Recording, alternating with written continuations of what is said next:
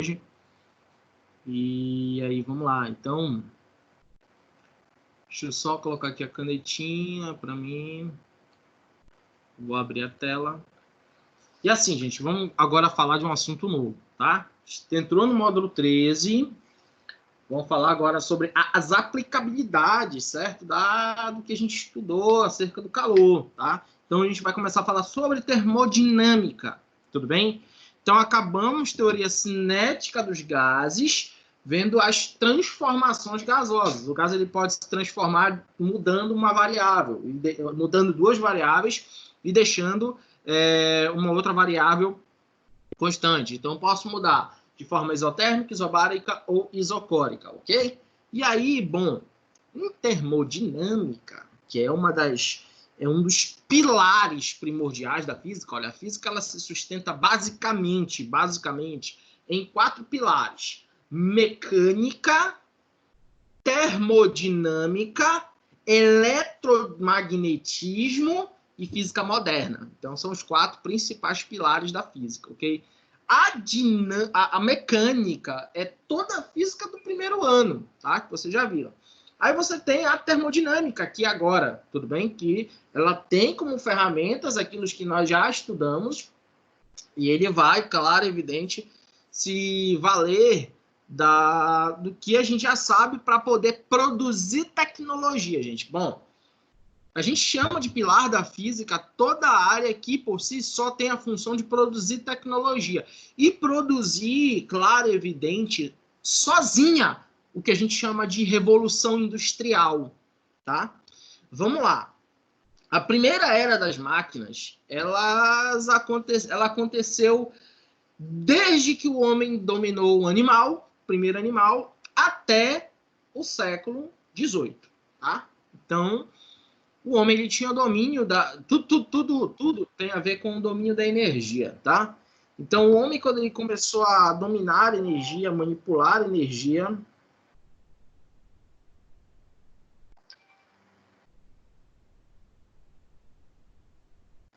Só um minuto aqui, gente.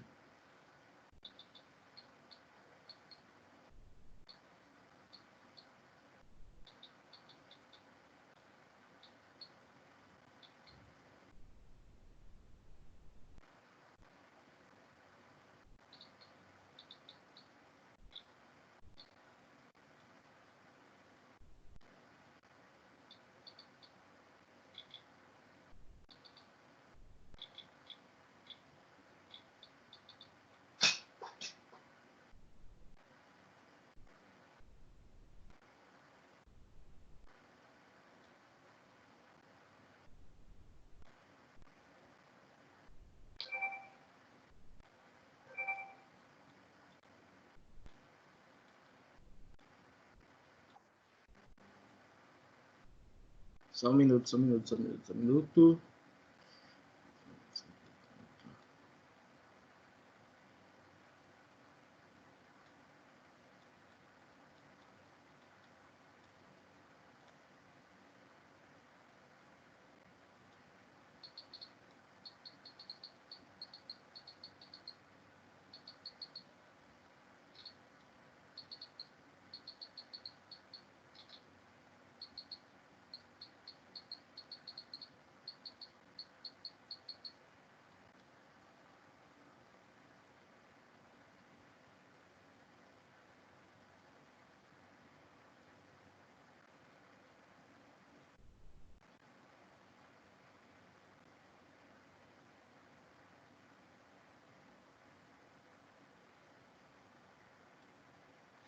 Bom, vamos lá, vamos continuando lá.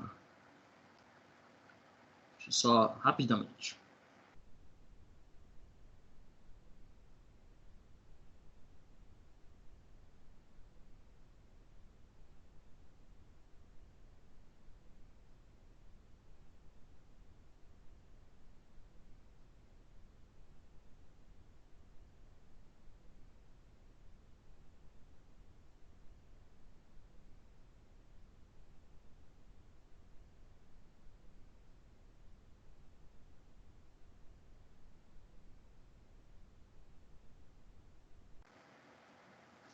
Bom, perdão de novo Desculpa, resolvendo aqui uma situação. Mas vamos lá. Então, o que acontece? O que a gente já sabe? Tudo. Eu vou colocar um videozinho depois do Átila e a Marina no grupo. Eu acho muito interessante a questão da história do domínio da energia, tá? Então, o homem, quando ele foi aprendendo a dominar a energia, a manipular ferramentas, a criar máquinas, ele foi gerando revoluções industriais.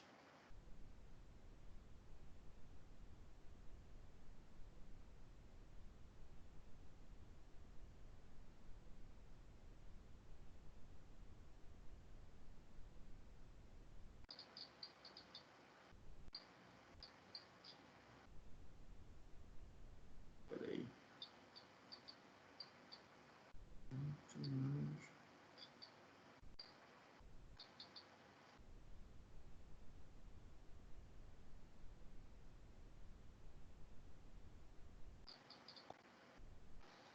Ok? E aí, o que acontece?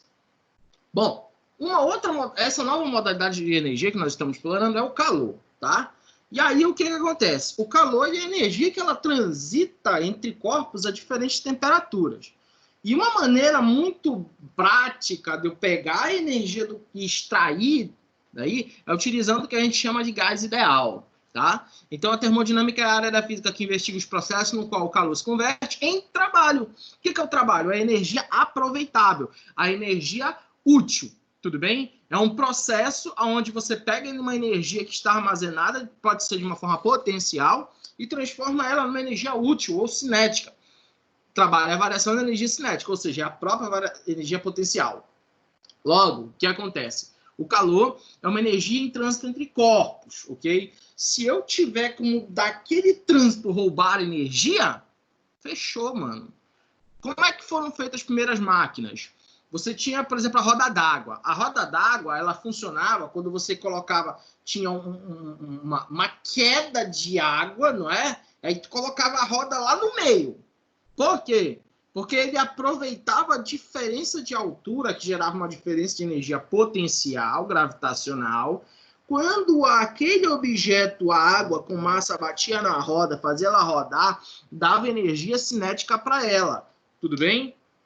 Então, nesse momento aí, há transformação de energia cinética, e aí você tem, então, o aproveitamento, devido à diferença de energia potencial gravitacional. Beleza? Tranquilo aí? E aí, vamos lá. Então, continuando o nosso processo termodinâmico aí. Opa! Outra.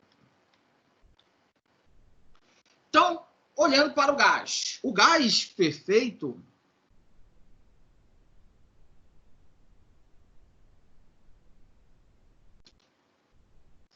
Só um minutinho, gente.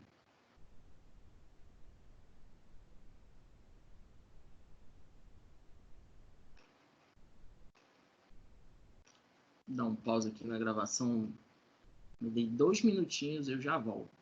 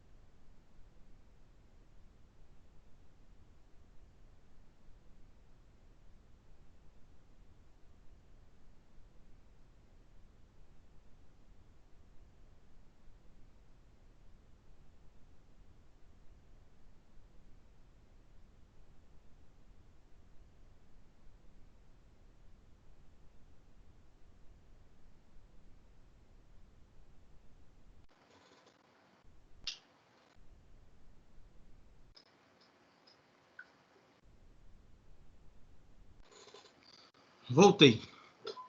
Agora, tomara que não haja interrupções. Então, assim, voltando. Então, para eu entender esse processo energético aí dentro do gás, eu tenho que saber, bom, o gás, o calor, ele transita a diferentes temperaturas, certo? Então, eu tenho que ter um jeito de capturar a energia, tá? E aí, vamos lá, vou botar um outro esquema aqui para ver se dá para tu entender melhor. É mais ou menos assim. Então, quando tu tinha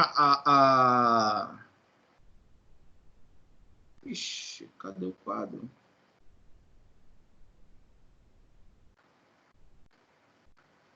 Aqui. Então, vamos para cá. Então, quando eu tinha o esquema da roda d'água, né? A roda d'água ela não podia ser construída em qualquer lugar. Então, tinha que ter uma diferença de altura. Aí, nessa diferença de altura, a água caía. Aí, eu colocava a roda aqui.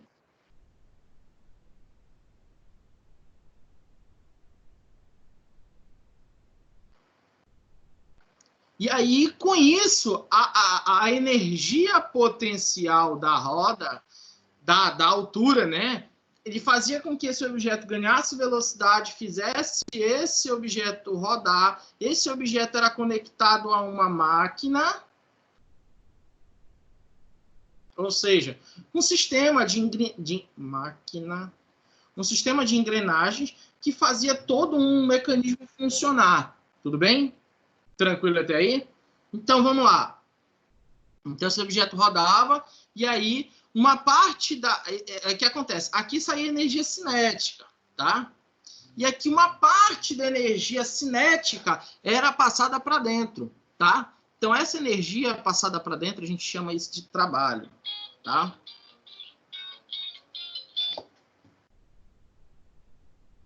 Do céu. De novo, me perdoem.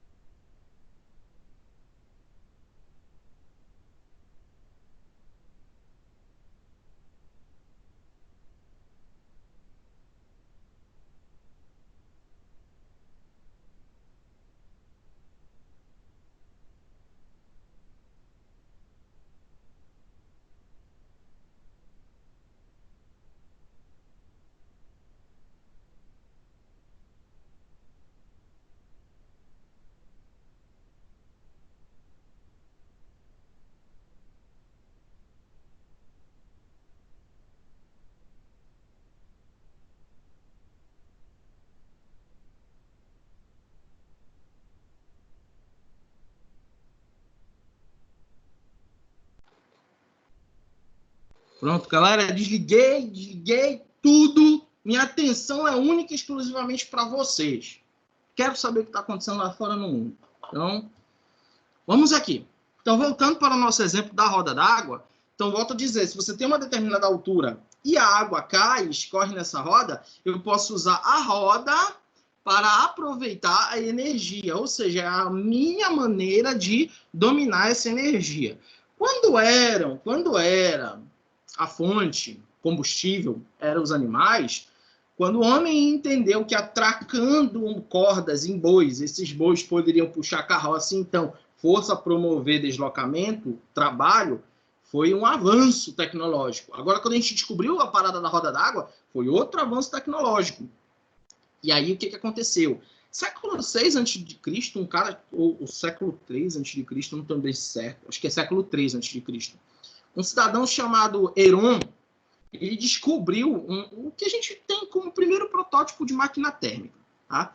Mas ela só foi realmente aprimorada lá no século XVIII, com a Revolução Industrial. Então, basicamente, o sistema ele propõe o seguinte: se você tem um objeto a uma temperatura, que eu vou chamar ela de TH, okay? Nos livros são chamados de TH.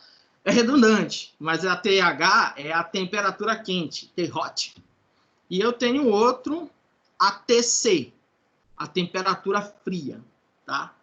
T-cool. Se esses dois estão a diferentes temperaturas, vai fluir espontaneamente a energia.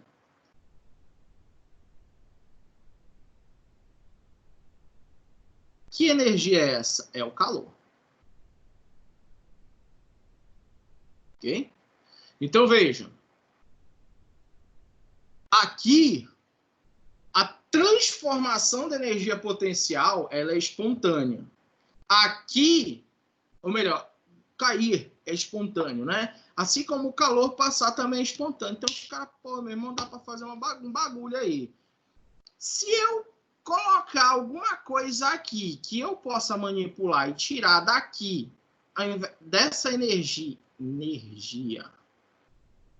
que é o calor, se eu transformar isso em trabalho, cara, eu criei uma máquina teoricamente. Isso é a máquina teórica, tá? Ok? Então, virou 8. Então, trabalho. Então, isso é a máquina teórica, o que a gente chamaria aqui de máquina térmica, tá? Agora, bora voltar lá para o nosso PDF, ok? Detalhe. O que é que eu vou colocar aqui no meio? Um meio condutor, tudo bem?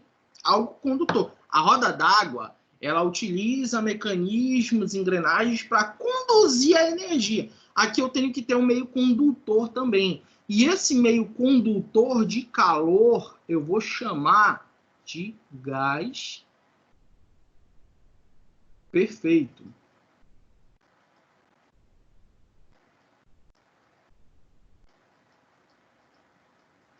Ok? Então, o gás perfeito vai ser o meio condutor de calor.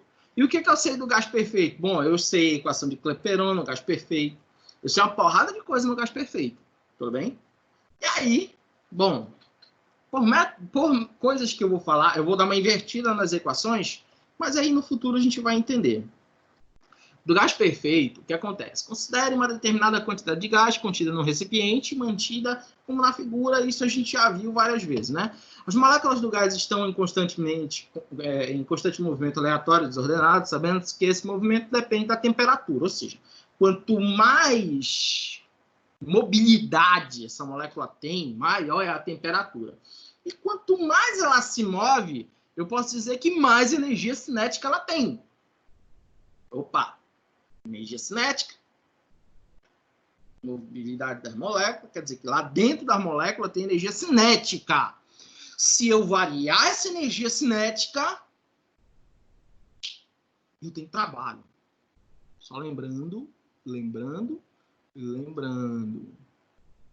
que no primeiro ano tu aprendeu que o trabalho é a variação da energia cinética, Se a energia cinética aumentar ou diminuir, isso quer dizer trabalho. Quando a energia cinética diminui, você recebeu o trabalho. Quando a energia cinética aumenta, você está fazendo o trabalho. Então, há a possibilidade do gás fazer trabalho?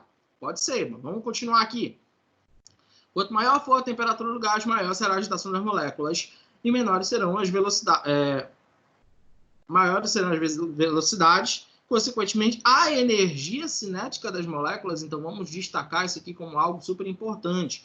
Então, quer dizer que a energia cinética das moléculas está ligado às velocidades, que está ligado isso à temperatura. Agora, como eu vou fazer isso?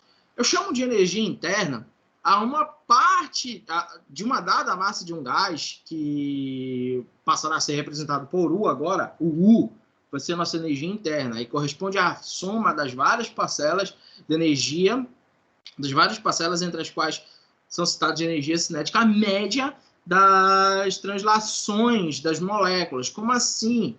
Cada molécula tem uma quantidade de energia cinética, e aí o que acontece? Eu vou pegar a energia cinética de cada uma dessas moléculas, aqui, aqui, aqui, aqui, aqui, aqui, aqui. Eu vou tirar a energia cinética delas, tudo bem? Então, veja, denomina essa energia interna, aliás, a soma de várias parcelas de uma energia cinética média, tudo bem? Então, eu tenho energia cinética média, então a soma da energia cinética média é o que eu chamo de energia interna. Cara, isso é uma conta muito escrota de se fazer para nível médio. É por isso que ela só foi desenvolvida, gente, apesar de Gay-Lussac, desses caras aí que falaram dos gases, eles terem vivido antes do Isaac Newton. A termodinâmica ela só foi desenvolvida depois do Isaac Newton, porque o Isaac Newton inventou um negócio chamado cálculo diferencial. E com esse cálculo diferencial, ele conseguiu calcular, fazer somas infinitas. Como é que eu vou somar a energia cinética de 602 sextilhões de moléculas? Não dá, né? Não dá? Complicado. E aí, bom, eu tenho que fazer um jeito, tenho que dar um método, tenho que dar meu jeito. E aí foi que nós obtemos essa simples relação aqui, ok? Onde energia interna é 3 meios de nRT, tudo bem? 3 meios de nRT.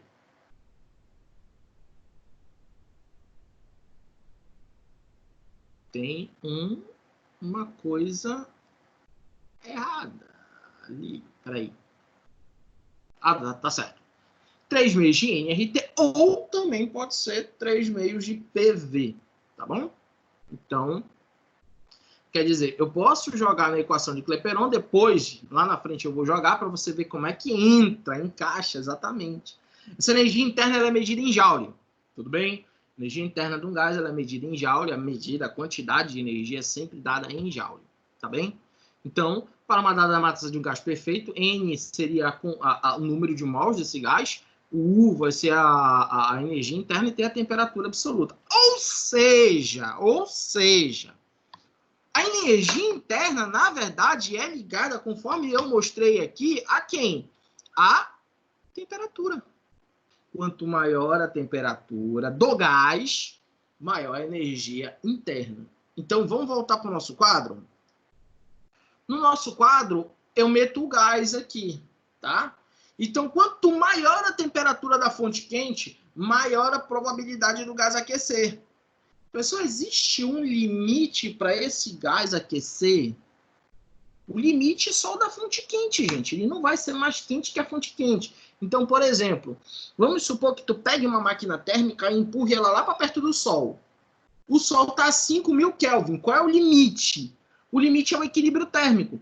Essa máquina vai estar a uma temperatura inferior à temperatura do Sol, claro. Se eu tenho uma máquina de combustão, vamos pegar aqui os carros. Os carros, eles funcionam a 90 graus. Então, o motor tem que estar a 90 graus. A temperatura ambiente funciona como fonte fria, o TH. Tudo bem? O calor é desprezado para a fonte fria. Então, o motor ele aquece a 90, a fonte quente, o gás está lá dentro do pistão, explodindo, e a temperatura externa é de 30 e poucos graus. Quanto maior essa diferença de temperatura, maior vai ser a quantidade de energia que eu vou ter. Só que tem um detalhe, gente, num carro, por exemplo, eu não posso ter muita energia, porque eu posso provocar um acidente, tá? Muita energia pode danificar as peças do carro. Esse é o grande problema da Tesla Motor.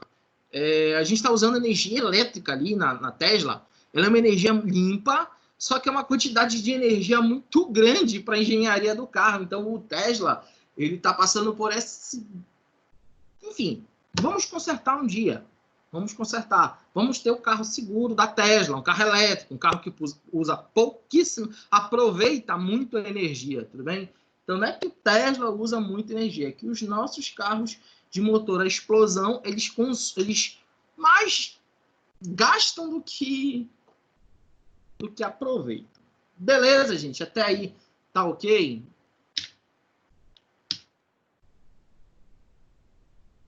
Tranquilo? Ó, eu vou entrar no segundo aspecto da termodinâmica, para na quinta-feira a gente entrar nas leis, tá? Eu vou deixar um exercíciozinho para a gente resolver aí, tá? Vou deixar... E aí, eu vou colocar esse exercício à noite, vou botar lá no portal, você já vai resolvendo, aí já vamos ganhando aí os pontinhos da próxima avaliação, e aí até quarta-feira que vem, tá? Vocês podem tirar dúvida no chat já no WhatsApp, e a gente vai se resolvendo. Então, vai lá. Então, considerando determinada quantidade de um gás contida num cilindro de tampa móvel, essa tampa móvel eu chamo de êmbolo, tá? Então, ó, o êmbolo é uma tampa móvel. Vamos entender. Sabe uma seringa? Ela não tem aquele negócio lá que você puxa, é uma tampa móvel. O nome disso é êmbolo, tá? Uma tampa que pode subir e descer. E aí, o que vai acontecer? Uma determinada massa do gás ela é contida lá dentro, aí eu vou perceber que à medida em que essas moléculas batem na parede, elas aplicam força. Essa força é aplicada numa determinada área. Então, veja bem. O que a gente chama de pressão hidrostática, ela é calculada como? Ela é a força aplicada a uma determinada área, tá? Dá falta eu gravar aquelas aulas de hidrostática para vocês. Eu vou gravar, vou deixar lá para vocês assistirem, porque é um assunto importante, é um assunto que cai no teu Enem, mas que a maioria não viu no primeiro ano. Então, vamos lá. Então, a pressão, ela é a força sobre a área. Então, se eu pegar essa área e passar para o lado da pressão, ó, pressão, ela a força é pressão vezes a área, tá? Então, quer dizer que força pode ser substituído por essa equação, pressão vezes a área. Aí, o que o cidadão vai fazer? Trabalho, que é o que eu quero achar no meu gás, é a força vezes o deslocamento. Nesse exemplo aqui, o êmbolo começa, eu vou colocar aqui a posição dele 1, tudo bem?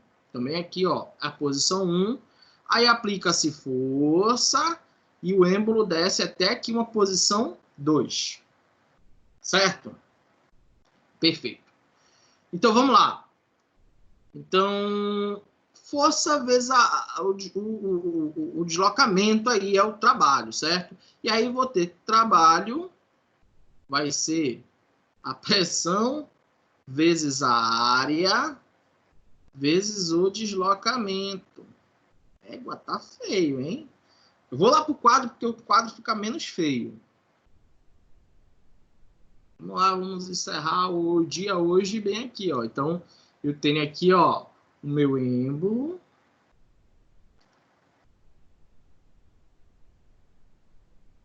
Ok? E aí eu tenho o gás aqui dentro. E aí esse gás ele aplica uma força e essa força pega o êmbolo e leva até uma determinada altura. Vou botar H, tá? E sobe o êmbolo. Então o trabalho vai ser a força vezes o deslocamento. Aí vamos mudar aqui. O deslocamento do meu êmbolo vai ser o quê? A altura. Então vou colocar força vezes a altura. Beleza? O trabalho, a gente já sabe que força é a pressão vezes a área. Só que essa área aqui, vamos lá, eu vou colocar ΔH, porque é a variação da altura, tá? Delta A área é A. Delta H. Gente, isso aqui é um cilindro. Então, o volume do cilindro, volume, vai ser o quê? O volume vai ser a área da base vezes a altura. Olha só. A área vezes um ΔH. O que isso vai significar? Que o trabalho, pressão, ΔV. Olha lá. Isso aqui é o trabalho de um gás. E vamos analisar aqui uma coisa. O ΔV, ele pode ser ΔV positivo. E o ΔV, ele pode ser negativo. Quando é que ΔV é positivo? Quando o gás expande. Tudo bem? Então, ele aquece, aumenta de volume, porque é o pré-requisito para você aumentar de volume, é aquecer. Isso nós já vimos. Por quê? Porque é uma transformação gasosa. Então, aquece, aumenta de volume e empurra a tampa. Tá? Então, quando isso acontece, quer dizer, o gás está exercendo o trabalho sobre a tampa do êmbolo. Agora, se eu empurrar, o gás está recebendo trabalho. Por quê? Porque ele está ficando negativo. Então, veja, quando você pega uma bomba de bicicleta e aperta ela, tu está aplicando trabalho no gás, tá? Ele está recebendo trabalho. Ele está recebendo a energia. Então, se a energia está indo lá para dentro dele, alguma coisa vai acontecer, tá? Agora, quando você sopra, você infla a bochecha, esse gás aplica uma força sobre sua bochecha e aí aumenta o volume. Então, o gás está exercendo trabalho, tá? Então, existem duas situações de trabalho. Quando o gás recebe trabalho e quando o gás exerce trabalho. Tudo bem? Então, basicamente, teoricamente, é isso. Eu vou colocar umas questõezinhas lá no portal de vocês. E aí, na quarta-feira, até quarta-feira vocês podem responder isso daí. Na quinta-feira a gente começa a nossa discussão já baseada nessas questões de transformação, energia interna e trabalho de um gás. Beleza, gente? Tranquilo? Então, a gente encerra hoje por aqui. Vocês podem almoçar. Não adianta eu começar o outro assunto de primeira lei de termodinâmica, porque ele é grande, ele é extenso. Então, eu prefiro ter uma aula só dele. Beleza, gente? Então, por hoje, só. Falou! Tchau, tio.